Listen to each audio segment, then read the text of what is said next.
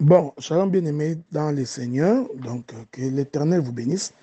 Je vais donc commencer ma dernière intervention sur la question sur le pari et ornement et l'habillement des saints.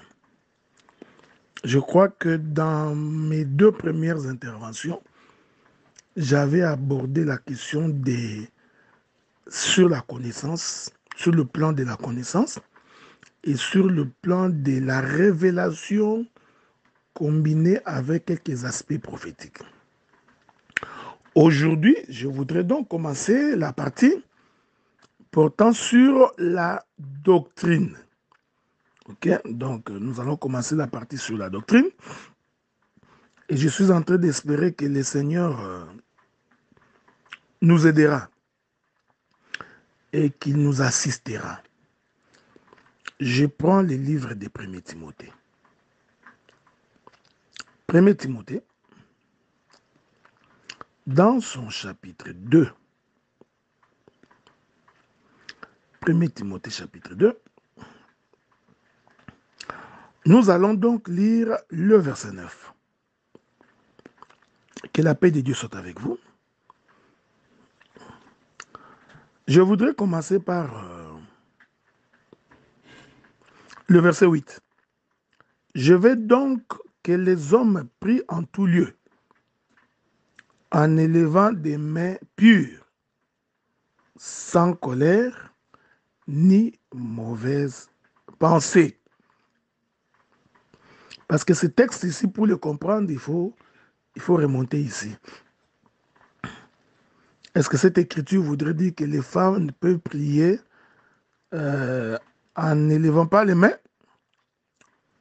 Ça, nous allons voir comment le Seigneur va nous conduire. C'est alors que le verset 9 de 1 Timothée chapitre 2 va ajouter, j'ai lu pour vous, je veux aussi, ok? Je veux aussi que les femmes vêtues d'une manière décente, avec pudeur et modestie, ne séparent ni des tresses, ni d'or, ni de perles, ni d'habits somptueux, mais qu'elles séparent des bonnes œuvres, comme il convient à des femmes qui font profession de servir Dieu.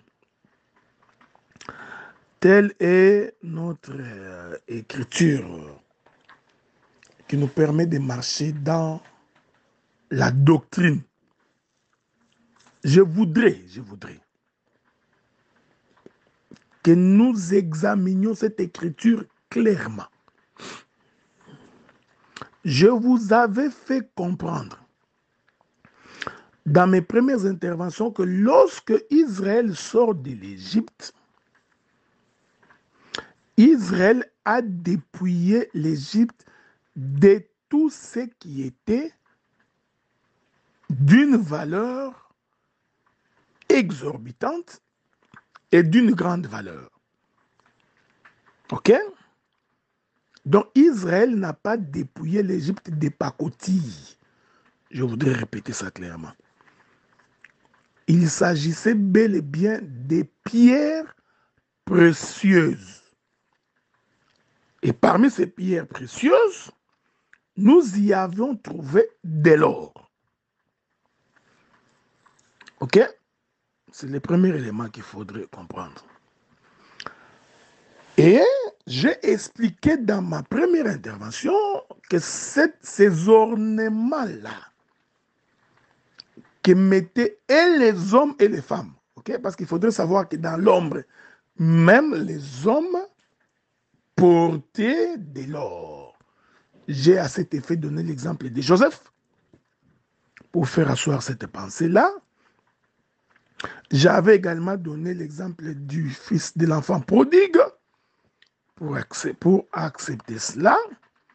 Donc, et les hommes et les femmes portaient c'est orné et porté de l'or. Et j'ai expliqué dans ma première intervention, lorsque j'étais en train d'expliquer sur la partie révélationnelle et prophétique, que c'était l'exercice du temps de la loi, et ce temps de la loi concernait la chair. Ok? C'était le souci de paraître.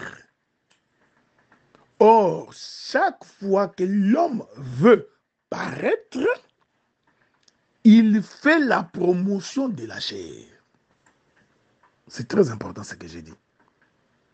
Et généralement, quand l'homme veut paraître, selon les Écritures, il va donc utiliser les pierres précieuses.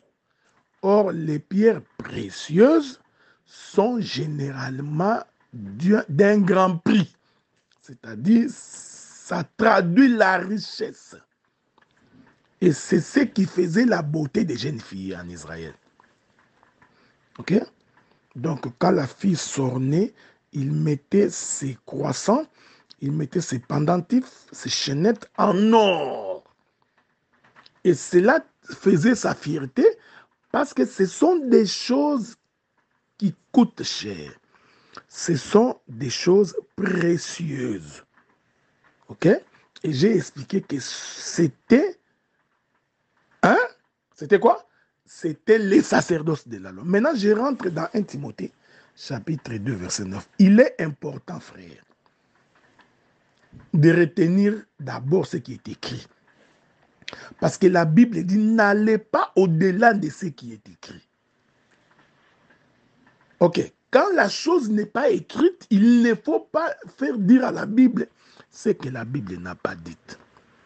La Bible demande aux femmes, d'abord, de se vêtir d'une manière décente, pudeur et avec modestie. Je considère que c'est cela la doctrine. La doctrine, c'est qu'il faudrait que les femmes, ça c'est d'abord les femmes, hein, que les femmes s'habillent avec pudeur, décence et modestie. Vous allez comprendre avec moi. Il est impensable, même inconcevable, que quelqu'un mette de l'or sans avoir à heurter la notion de la modestie. Je répète ça. Un homme modeste ou une femme modeste ne peut pas porter l'or. Est-ce que vous comprenez? Un homme modeste ou une femme modeste ne peut pas porter des perles. Ici, je voudrais préciser que quand on parle de perles, il s'agit de quelque chose qui coûte cher, d'une rareté prononcée. Voyez-vous, une perle, généralement, doit coûter cher parce que ce sont des pièces rares. Et généralement, parce que nous sommes dans l'église d'Éphèse, où le frère Timothée était le pasteur, et généralement, en effet, dans ces moments-là, les perles étaient constituées de pierres précieuses. Je répète, parce que moi, j'ai toujours cru à l'évangile de le pourquoi des Écritures. C'est pourquoi j'ai commencé par vous dire que le problème, ce n'est pas l'or. Les problèmes, ce ne sont pas les boucles d'oreilles. Les problèmes, ce ne sont pas les chaînettes. Maintenant, je suis en train de poser la doctrine. Le Seigneur recommande que l'on s'habille avec décence, pudeur et modestie. Premier élément. Il est inconcevable. Quelqu'un qui porte l'or puisse dire qu'il est modeste. Donc, la présence de l'or elle-même dans le corps d'un homme et d'une femme prouve que tu es en train de heurter la modestie. Il en est de même des perles. C'est pourquoi moi, je voudrais d'abord que nous respections l'écriture. C'est pourquoi je suis contre tous ces gens-là, ok, qui interdisent autre chose que l'or, perles et habits somptueux. Que la paix de Dieu soit avec vous. Je vais répéter ça calmement. Parce que les perles sont des pièces de valeur. Que la paix de Dieu soit avec vous. Je reviens. Que le Seigneur vous bénisse. Ok? Je ne sais pas si le Seigneur me permettra d'ajouter 2 autres écritures pour une bonne saisie. Ok? Pour une bonne saisie. Souvenez-vous que je vous ai dit que lorsque quelqu'un met des perles ou de l'or, c'est le sacerdoce de la chair. Il ne faut pas oublier ça. Ok? Il ne faut pas oublier ça. Donc, ici, il est inconcevable que quelqu'un puisse porter de l'or sans être modeste. C'est impossible. Il est impossible.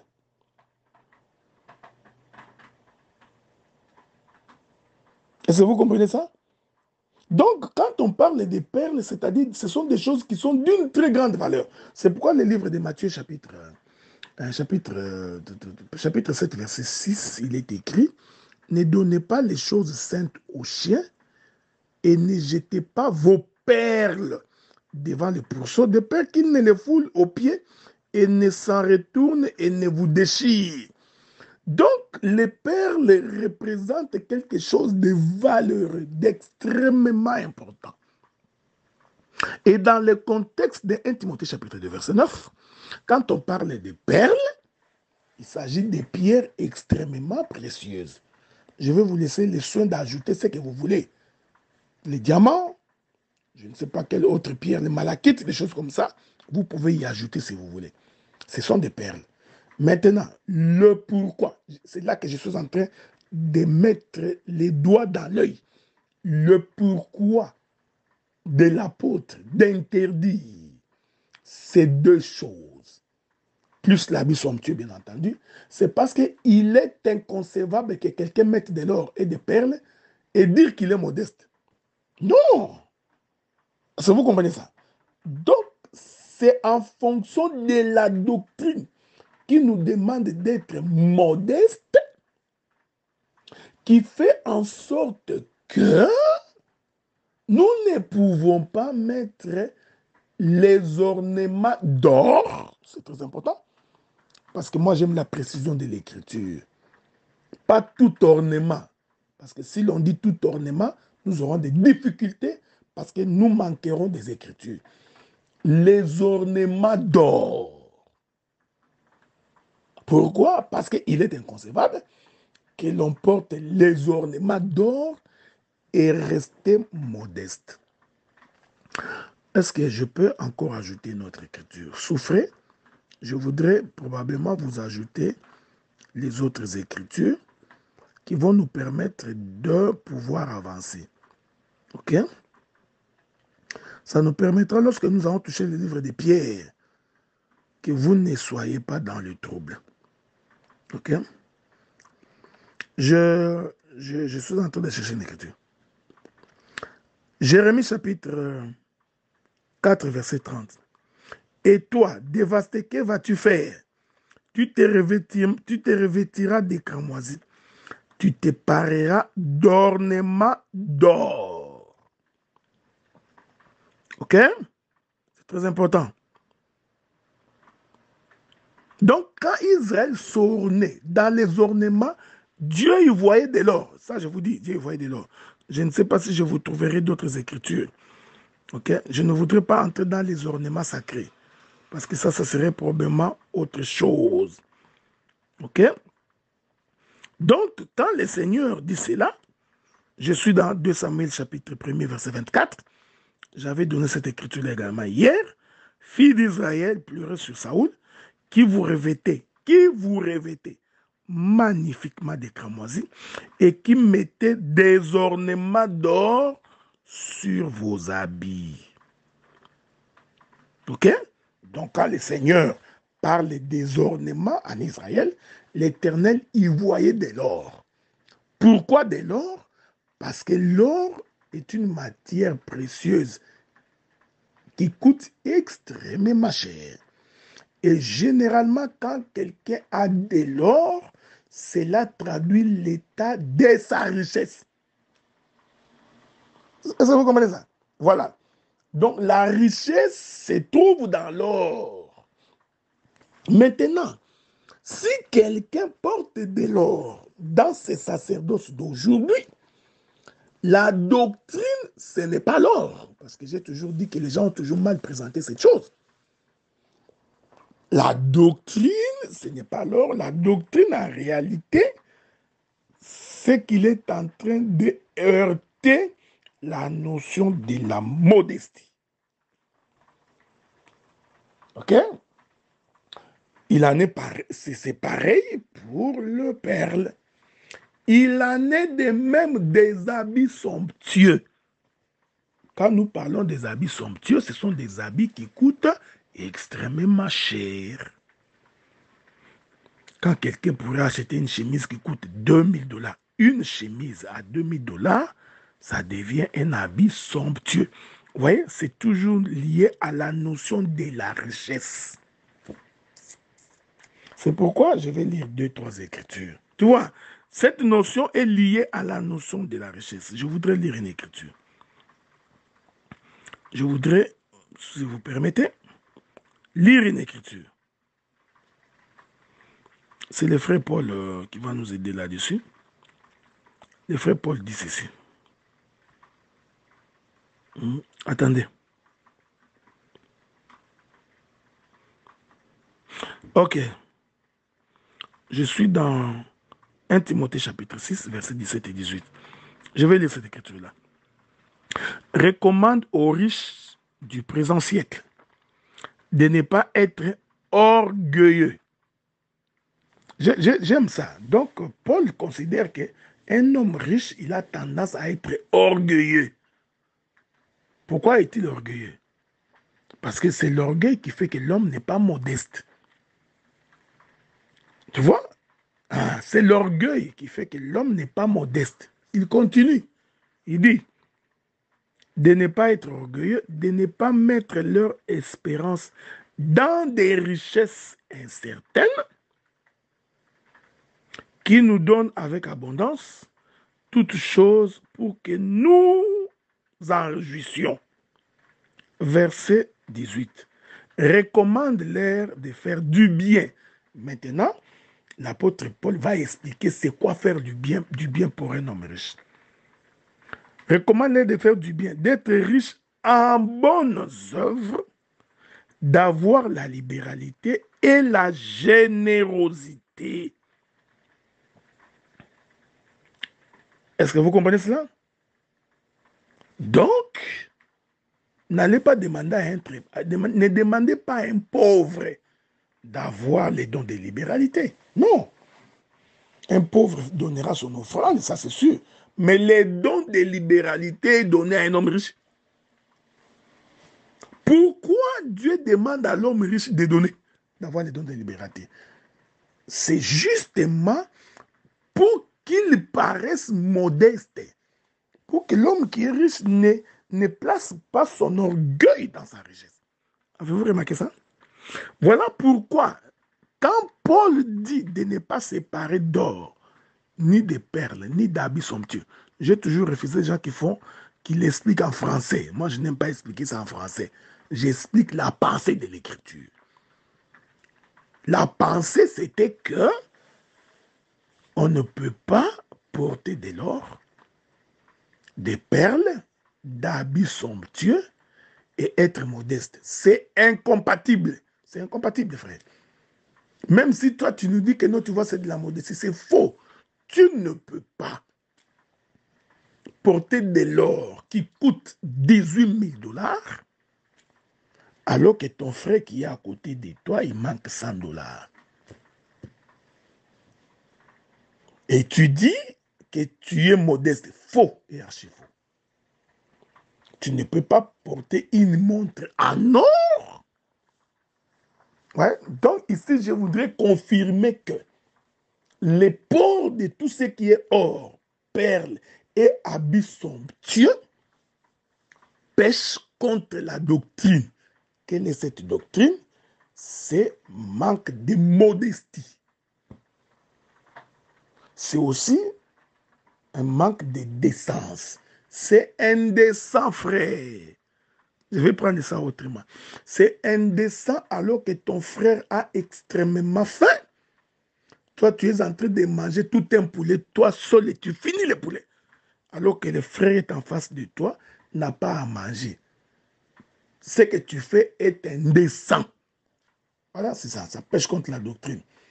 Donc, tu ne peux pas apporter des habits extrêmement riches, c'est-à-dire somptueux, alors que le frère qui est en face de toi n'a que 2 pantalons pour toute sa vie.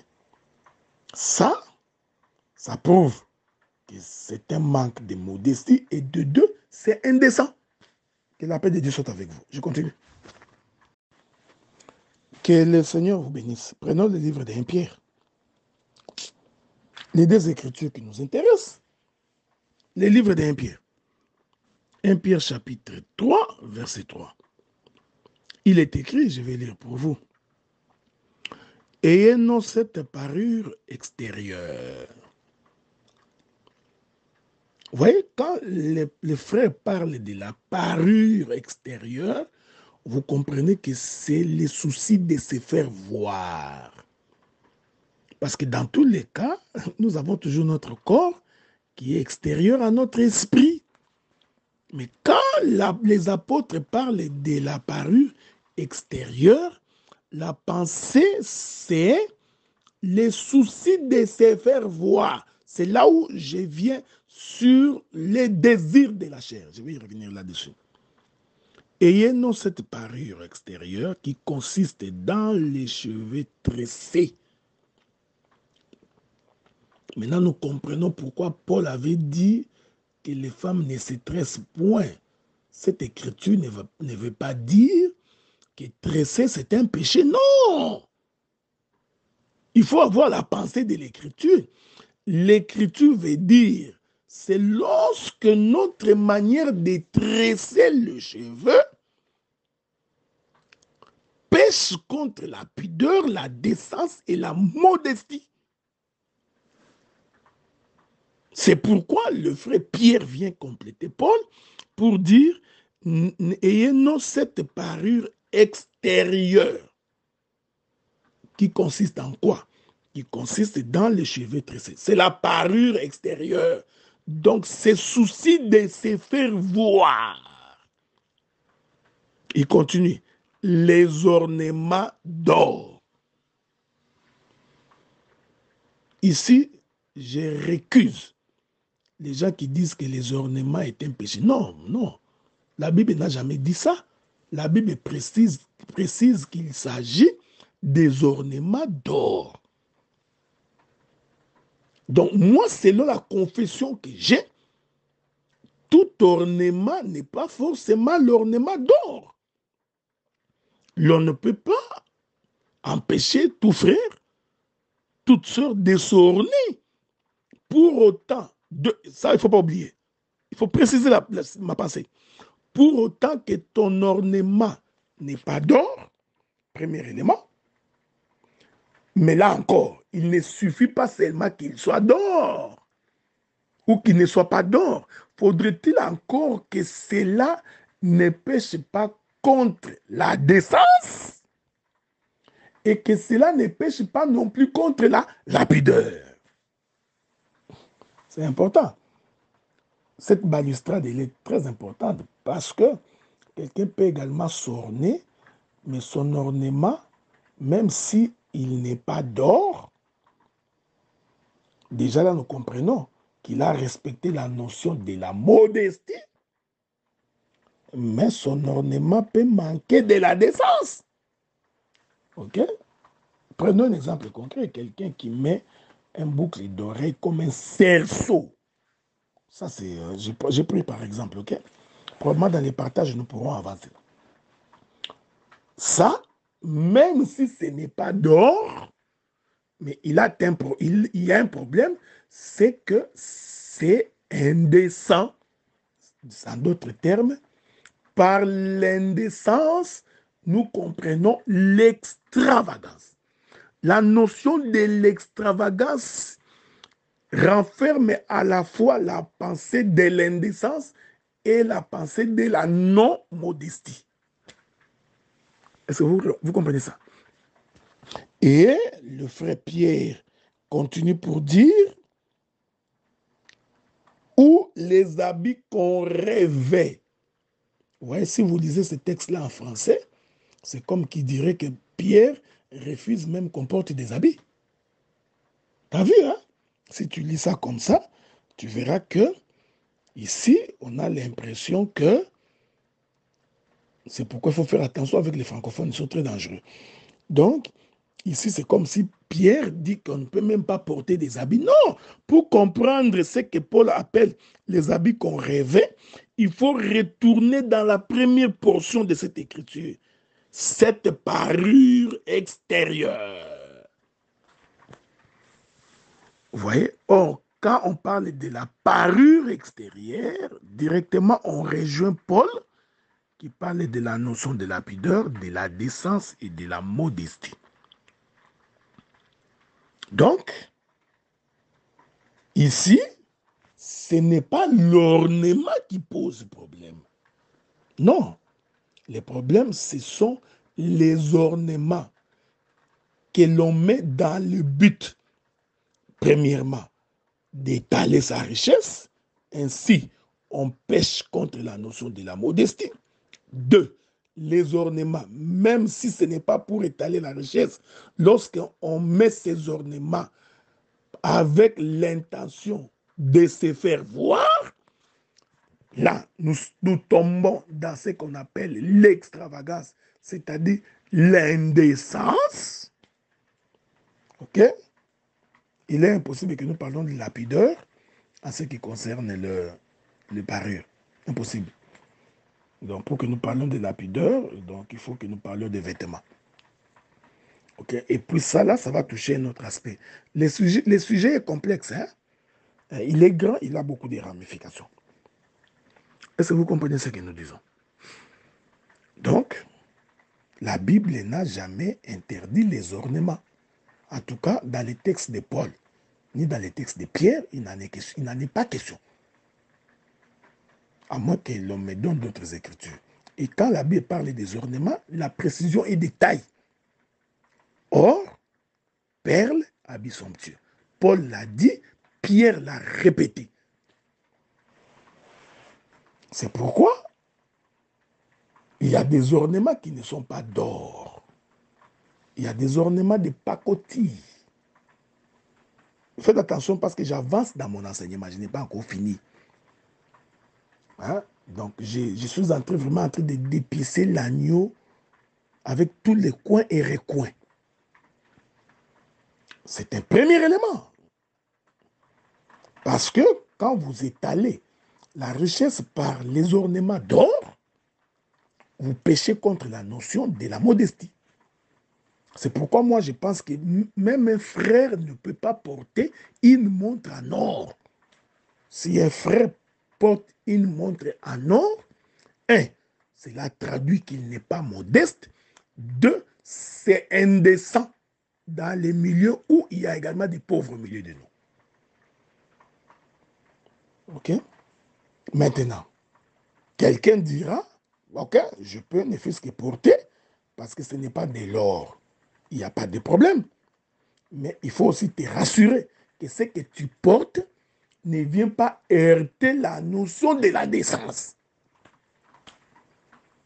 Ok? Donc, quand tu t'ornes et que ton ornement devient extravagant, la notion de la décence va te rattraper. Ça là, c'était d'abord la première portion de la doctrine. J'ai béni le Seigneur parce qu'une audio comme celle-ci pourra probablement circuler dans le monde et les gens arrêteraient de raconter des faussetés sur des frères. Il faut vraiment qu'on arrête de raconter des faussetés sur les frères. Ce que j'ai dit, je crois en cela fermement. Je disais que ça, ce n'est qu'une première portion de la doctrine. Je vais maintenant en venir à la deuxième portion. Et cette deuxième portion, elle est délicate. Elle sera délicate à la fois pour nous et pour les frères et pour les sœurs. Ici, avant de toucher cette portion-là, donc, vous les frères, laissez-moi dire, nous les frères, il faudrait également que les habits que nous portons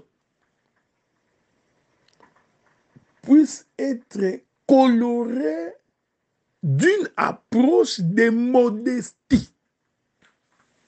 C'est très important.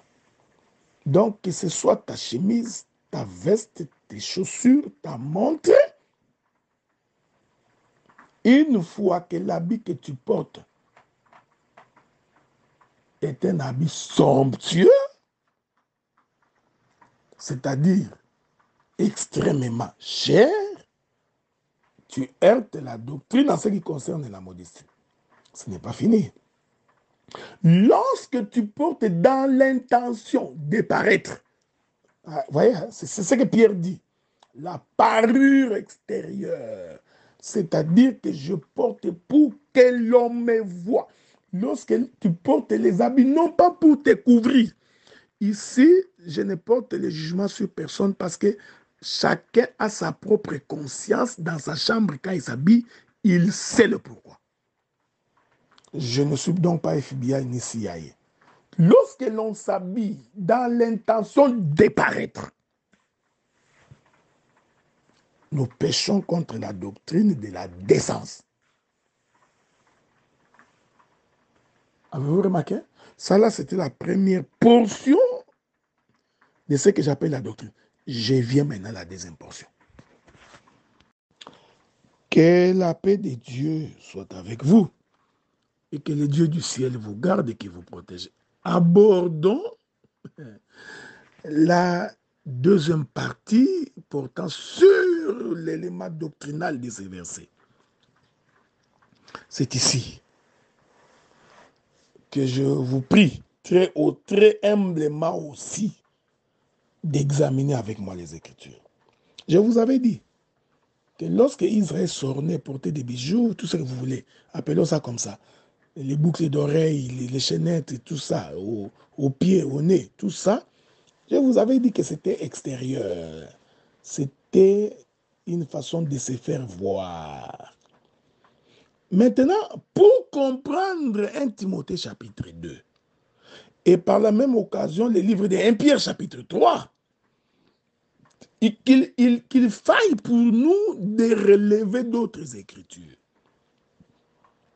Parce que cette notion de la pudeur, de la décence et de la modestie, ces notions sont liées au désir de la chair. En fait, ce que les apôtres poursuivaient à l'intérieur de ces versets, c'était de nous mettre en garde contre les désirs de satisfaire la chair. Je prends Éphésiens chapitre 3, Éphésiens chapitre 2, pardon. Éphésiens chapitre 2, verset 3. Nous tous aussi, nous étions de leur nombre.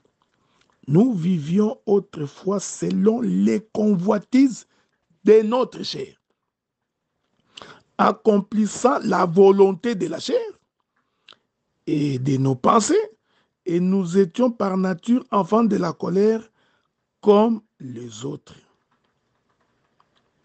Avez-vous remarqué? C'est-à-dire que lorsque quelqu'un s'habille, lorsqu'une sœur se maquille, Lorsque un frère est en train de s'orner, lorsque une sœur est en train de s'orner, il doit avoir à l'esprit ces versets ici. Ce que tu fais, le fais-tu pour satisfaire ta chair? Lorsque vous aurez répondu à cette question, vous allez alors établir la différence entre l'utile et l'agréable. Et quand on a le Saint-Esprit, on choisira l'utile. C'est pourquoi l'apôtre Paul dit, je crois, c'est lui qui dit ça, tout m'est permis, tout n'est pas utile. Ok? Donc, lorsque quelqu'un s'habille, ça je prends la deuxième portion doctrinale sur cette notion-là. C'est-à-dire que les apôtres étaient en train de combattre ces passions de la chair, ces désirs de satisfaire la chair,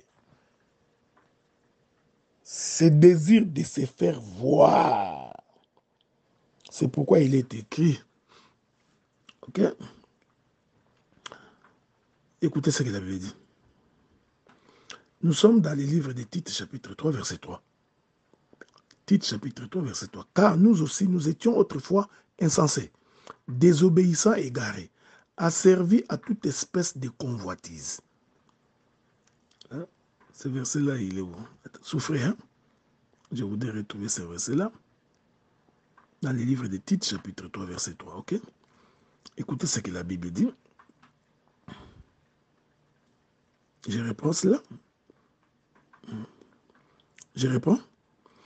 Car nous aussi, nous étions autrefois insensés, désobéissants, égarés, asservis à toute espèce de convoitise et de volupté, vivant dans la méchanceté et dans l'œuvre digne d'être haïs, nous haïssant les uns les autres. Vous voyez? Toute espèce de convoitise. Voilà pourquoi j'ai dit, dans le sacerdoce de la grâce, dans lequel nous vivons aujourd'hui, c'est que nous recherchons plus, c'est l'homme intérieur.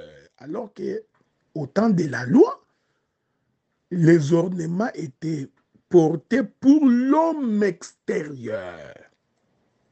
Alors qu'aujourd'hui, ce qui nous importe, c'est l'ornement intérieur. Mais l'apôtre Paul est très intelligent. C'est un homme sage. Il sait que l'homme intérieur, c'est l'esprit, mais cet esprit est dans un corps. Donc, il y aura toujours ce combat-là entre l'intérieur et l'extérieur. C'est pourquoi l'apôtre fait mention de ce qu'on appelle la décence et la modestie. Pour qu'on ne soit pas trop charnel. Quelqu'un me poserait la question, mais qu'est-ce que nous faisons qui n'est pas charnel? J'ai dit, tout ce que nous faisons est charnel, dans la majorité des cas. S'habiller, c'est un besoin charnel. Se faire voir, c'est un besoin charnel. Manger, c'est un besoin charnel. Dormir, c'est un besoin charnel. Mais cependant, l'apôtre nous dit de ne pas satisfaire les convoitises de la chair. Maintenant, comment faire l'équilibre entre ne pas satisfaire les convoitises de la chair alors que tout ce que nous faisons généralement est charnel? Dans nos besoins.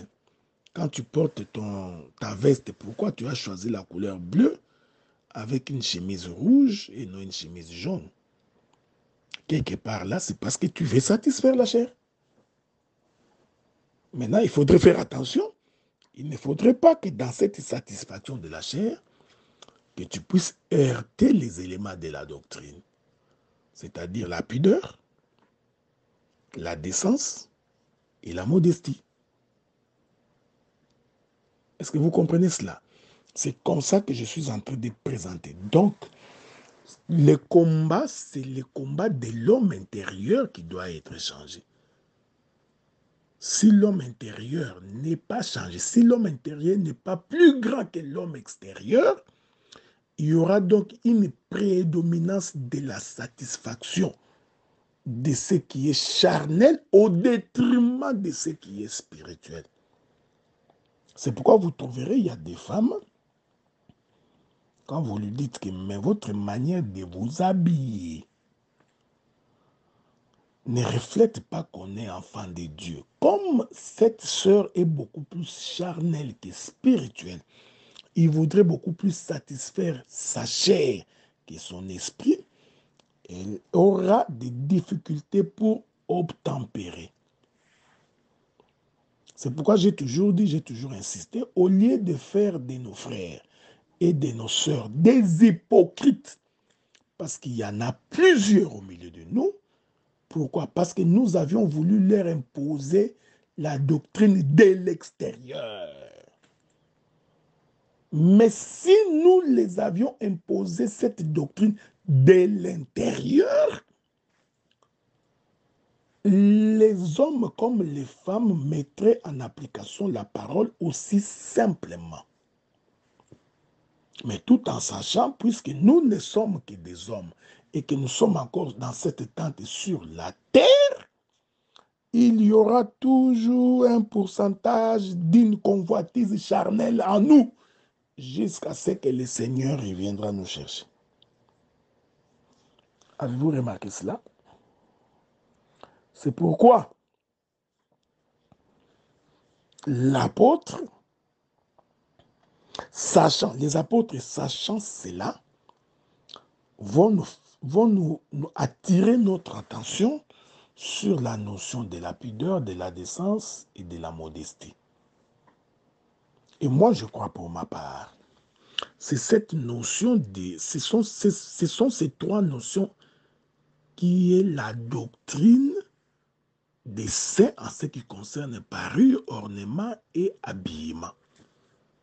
Ainsi, quel que soit l'endroit où tu seras, en Amérique, au Canada, en Europe, en Asie, en Afrique, en Océanie, peu importe la culture, peu importe la manière dont les peuples ont décidé d'être, ces trois éléments devraient continuer à exister. La pudeur, la décence et la modestie. Quand ces trois éléments ne sont pas observés, nous péchons contre la parole de Dieu. Donc, dans ma deuxième intervention, la deuxième portion sur la partie doctrinale, je voudrais dire qu'en réalité, ce sont les passions de la chair qui entraînent la non-pudeur, c'est-à-dire l'impudique, l'indécence et la non-modestie.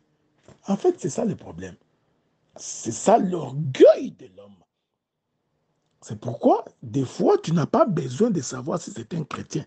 Il suffit de voir sa manière de réagir. Tu sauras que c'est un païen ou c'est un chrétien. Voilà, mes bien-aimés frères et sœurs, telle a été mon intervention. Il est possible que je n'ai pas cerné toutes les questions, mais je suis tout à fait disposé, s'il y a des questions, que ces questions-là soient posées, et si le Seigneur nous garde, nous pourrons répondre à ces questions-là. Mais à la lumière des Écritures, quand j'ai lu l'Écriture, j'ai constaté tout simplement que les apôtres ont interdit les ornements d'or, les habits somptueux, tout simplement, et les tresses, ce n'est pas les tresses ordinaires. C'est-à-dire lorsqu'il est question de paraître, cette parure extérieure dans l'intention de se faire voir, et une fois qu'on y est dedans, on va pécher contre la notion de la pudeur et de la modestie.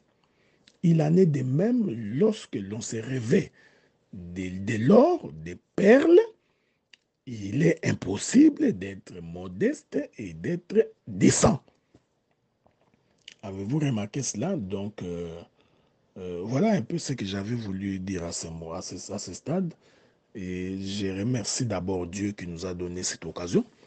Et par Dieu, je remercie également les administrateurs du groupe Je me suis fait violence pour pouvoir répondre parce que ça n'a pas été facile, surtout que le week-end, on est extrêmement occupé. Que la paix de Dieu soit avec vous et que Dieu vous bénisse. Merci.